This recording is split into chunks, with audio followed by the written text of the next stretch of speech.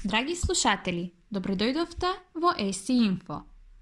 Дали и за колку пратеници ќе се зголеми владиното мнозинство? Владата е стабилна, а парламентарното мнозинство ќе се зголемува следниве денови, уверува првиот вице-премиер Артан Груби. Тој тврди дека од власта преговараат со сите партии, освен со левица, но ниту потврдува, ниту негира дали ова би значело дека сепак ќе се оди на широка влада.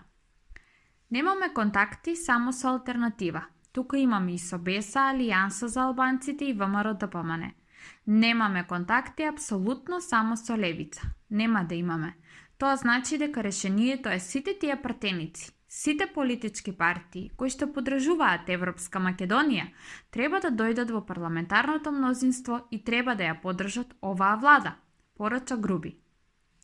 Откако од БЕСА по вчерашната седница на Централното председателство преко соопштение се пожалија дека ДУИ и СДСМ вршат притисоци врз нивните пратеници, Груби негира и тврди дека ДУИ нема вршено притисок над ниту еден пратеник, туку според него многумина биле изманипулирани кога се потпишале на иницијативата за недоверба на влада. За тоа како ќе се развива политичката ситуација по неуспешниот обид за изгласување недоверба на влада, председателот Пендаровски очекува од утре да биде појасна сликата, иако според него јасно е дека сега се изедначени силите во собранието. Јасно е дека состојбата сега е пата-пата.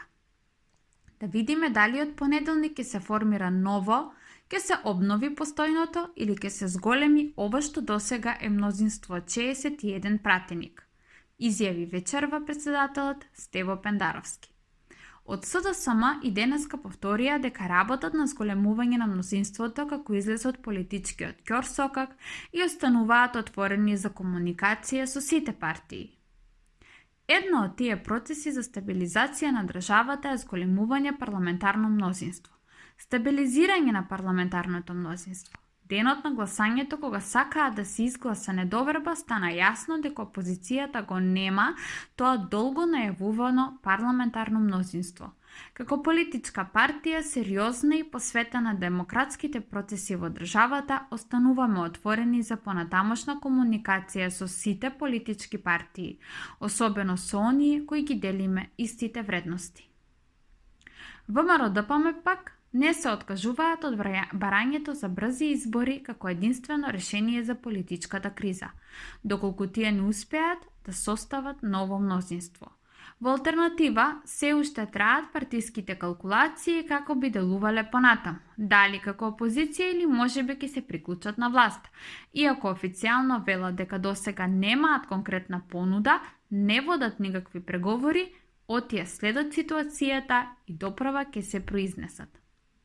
Ситуацијата е стабилна, Македонија е безбедна. Патот на Македонија во Европската Унија е загарантиран и убеден сум дека претениците кои увидоа дека беа ставени во заблуда ќе дојдат во парламентарното мнозинство.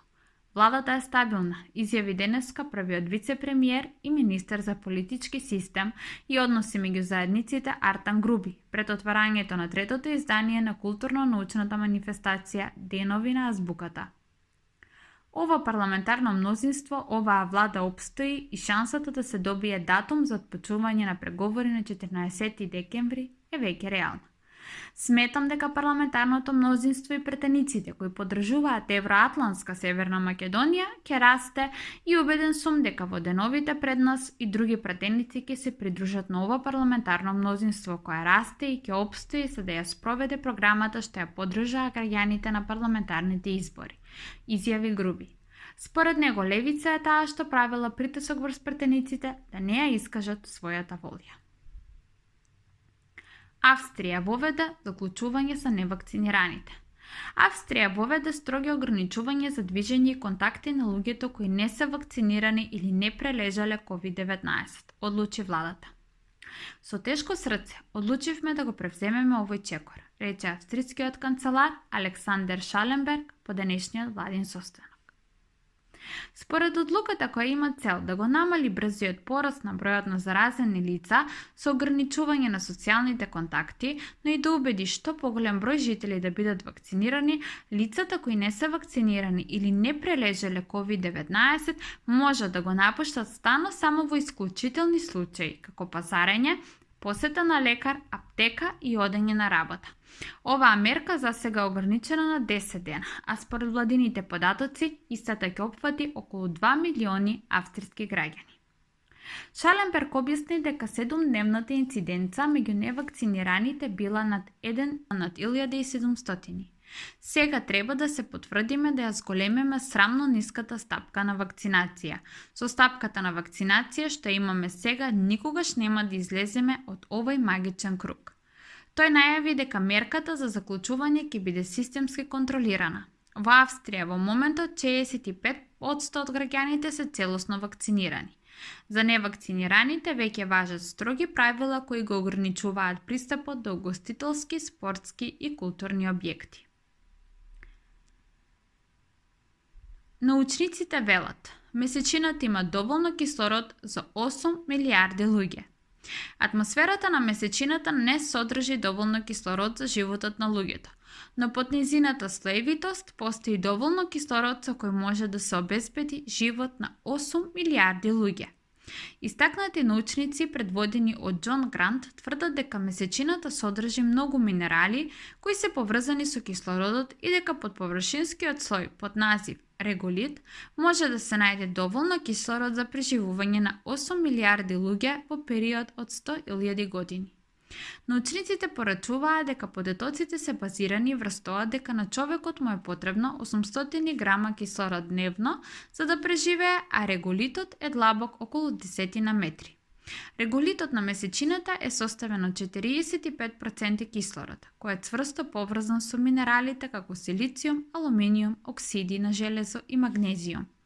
За да биде достапен тој кислород, потребен е процес на екстракција кој е многу едноставен. Тој систем троши многу енергија, за да биде одржлив мора да има поддршка на соларна енергија и други извори достапни на месечината.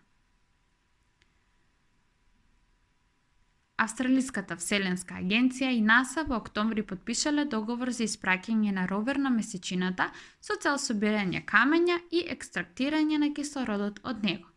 Научникот зборувал за развојот на експерименталниот реактор со белгиската компанија за да се унапреди процесот на создавање на кислород. Новата технологија би можела да биде испратена на месечината до 2025 година во склоп на мисијата на Европската вселенска агенција.